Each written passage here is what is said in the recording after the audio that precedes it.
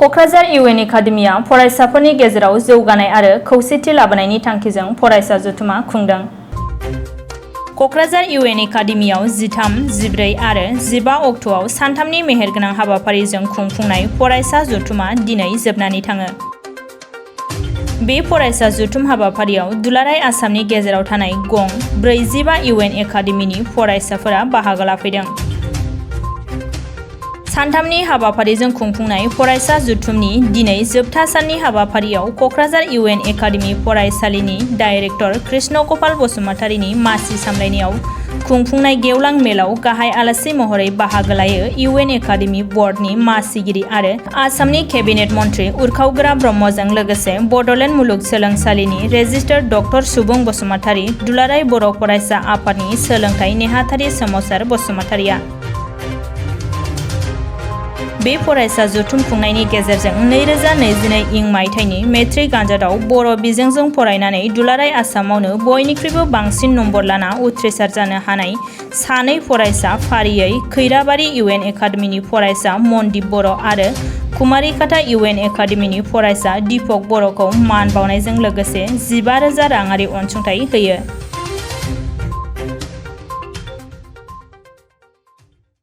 इउएन एकाडेमिनि दिनै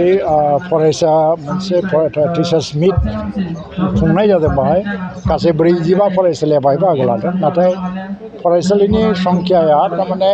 14नि बारा। नाथाय माखासेफ्रा दाबो लवार स्टेजाव दङ, प्राइमारि स्टेज बा हाई स्कुल स्टेजाव दं, जायफोरनाखि दाबो मेट्रिक फरिखा होआखै। जों बाहाय एसे सेलेक्टिभलि स्टुडेन्टफोरखौ लेंहरनाय जादों। बिनि मुल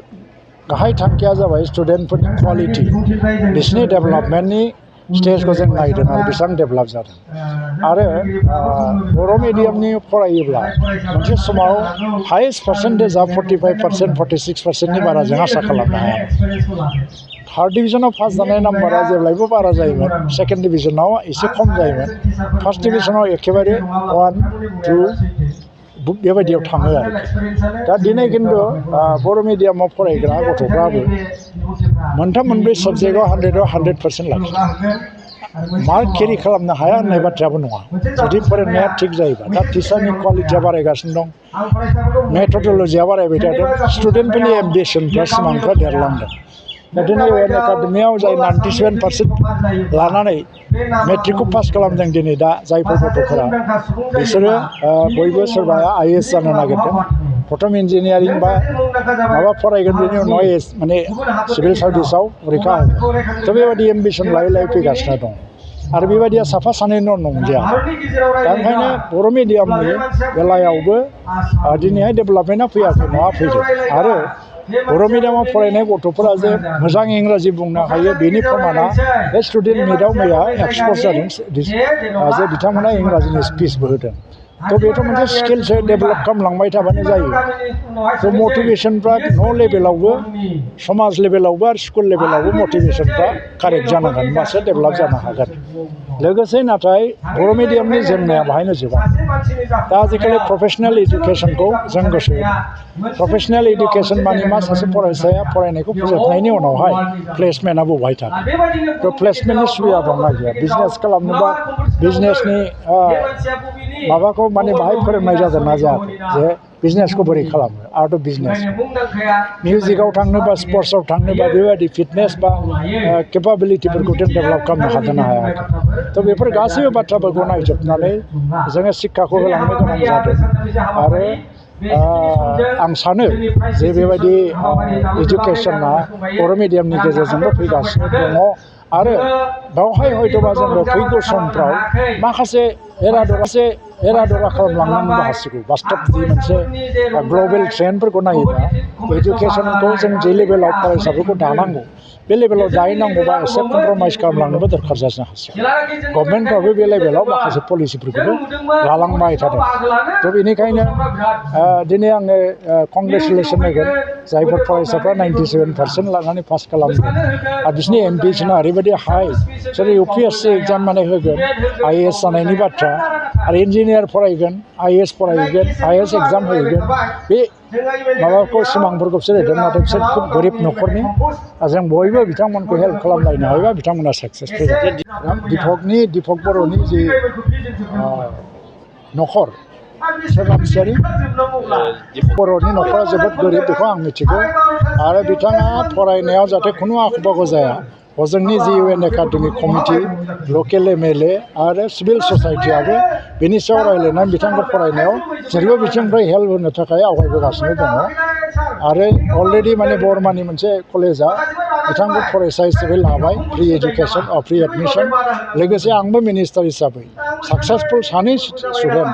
97% लानानै पास खालामबाय आंनि बिथिंनिफ्रायबो आं बिथांमोनखौ राङारि मददखौ आं हानजानि गेजेराव थानाय फरायसाफोरखौ माखासे सानस्रि आरो जि मोनसे जोंनि माबा आरोखि सानस्रिजों लोगोसे जोंनि बर' फिलिं बेखौ लाखिनो थाखाय जोङो बिभिन्न रोखोमनि फट'केप लायो बेबायदिनो टिचार मिटबो जों दाखालि बिजिनाव खालामदोंमोन ओमफ्राय जों दा स्टुडेन्ट मिट सेकेन्ड टाइम थाखाय बे जादों जोंनि UN एकाडेमि बर्डआ माखासे डिसिसन लादों जे जोङो बोसोरनैनि फरनो जोङो गासै UN एकाडेमि फरायसाफोरनि मिट लायो देग्लाय 45टा UN एकाडेमि फरायसाफ्रा बाहागो लादों टटेल फरायसा हिसाबै जों बेवहाय नुनो मोन्दों 531 आरो बेनिफ्राय गोबां फोरोंगिरिफोरबो फैफादों बेवहाय 97 साबजेक्टफोर आरो जों बेवहाय कम्पिटिसन खालामो आरो बिभिन्न रोखोमनि पार्सनेलिटि टेलेन्ट बेजों लोगोसे जोङो माखासे जोंनि रोंगौसा व्यक्तिफोरखौ लानानै बिथांमोननि सायाव माखासे मटिभेसन जों बाथ्रा बुङो फेरियेल ड्रिल कालचार प्ले आरम्भ खालामनानै जोङो बिथांमोननो प्रग्राम होयो आरो प्रग्रामाव पार्टिसिपेटफ्रा जोबोर मोजां जादों आरो बेजों लोगोसे जोंनि आसामनि गेजेराव देग्लाय हाइस्ट जे बर' बिजोङाव UN एकाडेमि फोलेरनिफ्राय जे मोननो हादों सानै फरायसा मनदीप बर' आरो दिपक बर' बिथांमोनखौ जों लेंहरनानै दिनैहाय दा फेलिसिटेसन होदों आरोखि जे जों UN एकाडेमि क'क्राझाराव गायसनोब्ला 94 जनल' फरायसा दंमोन जों दा हिसाब खालामदों अल आसामाव जोंनि गासै स्टुडेन्टआ माने 50टा